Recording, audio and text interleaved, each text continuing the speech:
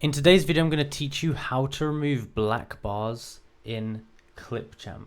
So let's say you've put your video into Clipchamp here and you have black bars either at the top or the bottom or the sides.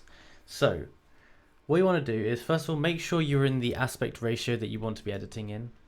So you can be this way, this way, this way, this way, this way. There's tons more.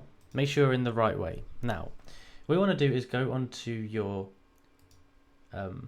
video clip, click on it, and we're going to basically drag this here to make it bigger and basically zoom it in so that it covers up the black bars.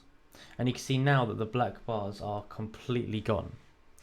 This is basically what you want to do and how to fix it. Now, once you've done this, you might need to do it for the other clips. So what I would recommend doing is putting your video in there and doing this before you edit it so that you don't have to keep doing this over and over again. But basically that's how you do it, and your black bars should be removed now. So if you enjoyed this video and found it useful, please like, subscribe and comment down below that it helped. Thank you for watching.